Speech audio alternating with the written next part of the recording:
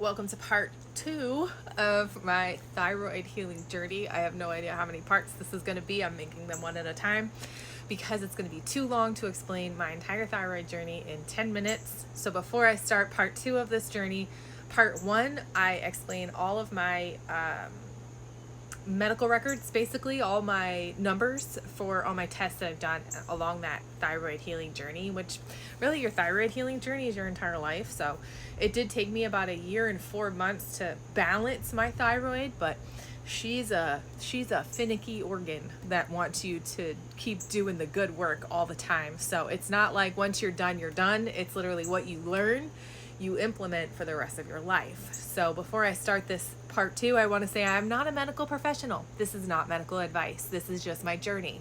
This may or may not work for some people, okay? So I have an entire binder of my entire thyroid journey, and a lot of people were asking me, do you have any suggestions for your thyroid journey? Can you share your thyroid journey? And I'm like, let me go get my binder. Why have I not made videos on this before? So my first video, like I said, was all about my numbers, all about the testing, how my numbers went from really high to really low, and how I healed my thyroid. These next episodes are about literally the implementations that I did to heal my thyroid. In episode 1, I talked about how I hired a health coach. His name is Mike Fave. He is literally my healing angel for my thyroid. Without him, I wouldn't have been able to do this. But I did find some other things along the way that were my own doing. And yes, he suggests some of them, but like most of them were just my own finding. Because once you go on a healing journey, things are going to enter your life to help you on that journey in a specific order at a specific time. So one of the things that I learned with Mike is nutrition, okay? So we learned how to, and I know everyone's going to hate this because protein literally gets shoved down our throats, but let me tell you that protein is the healer. But protein can't be a healer by itself. It needs fats and carbs to do the job together. So I learned how to eat macro and micronutrients. And I know everyone's like, ugh, macro and micronutrients. I've heard that a million times. I've heard protein a million times, and protein's literally shoved down our throats on social media and in life in general. But I will tell you that it works. And so what Mike implements is teaching you different foods that will aggravate the thyroid, that will help the thyroid, and the numbers that you need to boost your energy system, boost your metabolism, boost your whole chi, basically, to get everything functioning properly. I was lacking in protein. I had to eat 100 grams of protein a day. I could barely eat 20. That's what I was probably doing on a daily. Every other day, maybe. I was carbs, sugar. Carbs and sugar. Basically the same thing. So many carbs, so much sugar. That's what my whole entire life was revolved around. And I was like, oh, I know how to eat healthy. Why am I not eating healthy? Because I was a realtor at the time, and I was letting my business run my life rather than me run my life and my business follow behind. And I was getting stressed out. It was COVID times during real estate world time, and you know how that was. It was insane. I actually took a whole hiatus off after I healed my thyroid because I could not do that job and heal at the same time. So I had to figure a different occupation out during the time that I did that. So I learned how to eat properly. I learned the nutrients that my thyroid wanted. And by doing that was basically keeping track. I had to keep track, and I had to I had to eat chicken, fish, beef, potatoes, rice, fruit juices, vegetables.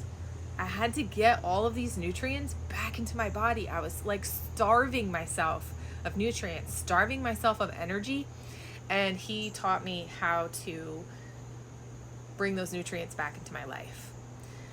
It was not something that I completely religiously tracked for years, or even months. After about 3 months of understanding what 20 grams of meat looks like or 20 grams of protein looks like, I just got the hang of it.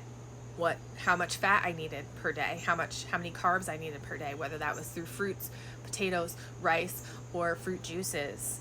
And hydration was key. So I don't drink. So I didn't have to cut alcohol out, but that's one of the biggest culprits, is to cut alcohol out of your life. I don't really drink that much caffeine. Wasn't really hard for me to quit, so just drinking caffeine in moderation, because you're going to get enough energy through your proteins, your fats, and your carbs. And then on top of that, I was taking supplements specifically for the thyroid, also supplements that I was kind of trying to cut dairy out, because dairy was very inflammatory for my skin and my gut. It's not like that for everybody, but it was just personally for me. And I also cut gluten out. And I know that sounds terrible, and I'm on my non-gluten free journey right now, introducing little bits of gluten back into my life, which I do not have a gluten intolerance. I cut gluten out so I could cut back inflammation, which helped. But I'm bringing really good gluten back into my life now with freshly milled flour and all the vitamins and nutrients that go along with that. So that's a whole other healing journey that I'm on now. But being gluten-free was not that hard. And I don't mean being gluten-free by buying gluten-free breads, buying gluten-free crackers, buying gluten-free foods in the food. I mean, I didn't eat any of that. Nothing that said gluten-free was a part of my diet. I just didn't eat gluten. So I ate a lot of potatoes, a lot of things made with potatoes. I ate a lot of rice, a lot of things made with rice.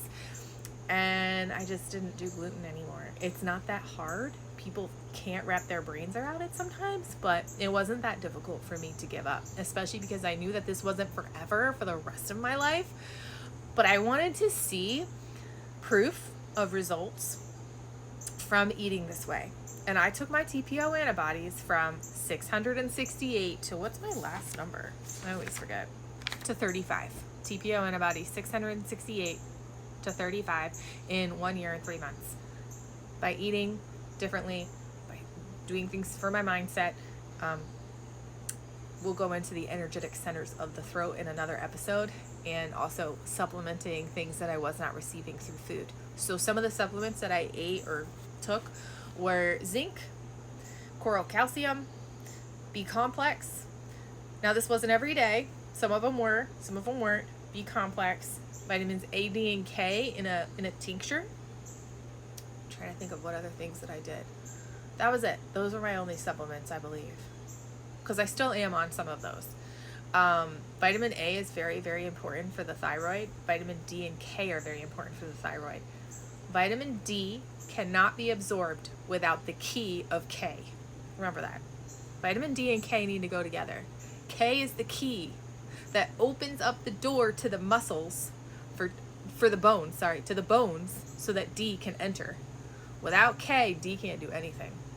Okay? So I was taking A, D, and K, coral calcium, because I wasn't getting a lot of dairy. I tried to cut dairy out, eating a ton of protein, through protein powder, through meats, and I didn't do beans or a vegetarian way, but you can totally do that way. I just tried to do it a meat way. And also, I was a vegetarian for 10 years before I started this journey, and Mike said, "Will you eat meat?" And I said, yes, whatever it's going to take to heal. And I used animals as my healer. So not only did Mike help heal me, but animals also helped heal me. So every animal that I ate, I felt it was a healer for my body. And I thank you every day for those animals that I consume, because their protein helped heal my thyroid. So there's so much more that goes into that, as far as like what Mike actually taught me, and how to eat, and how much to eat, and how to track it, and all the things. And I did that for about 6 months, until I really grasped the concept of having what it looked like on my plate, and how my body started to feel after I ate it. But I'm going to do another episode on other things that it took me. But I will post a picture at the end of this. If you want to test yourself, I highly recommend this set of tests for your thyroid, and you can test yourself without a medical professional. You can pay for it out of pocket, which I had to do a bunch of times because my insurance would not pay for it multiple times. And I'll screenshot that at the end for you.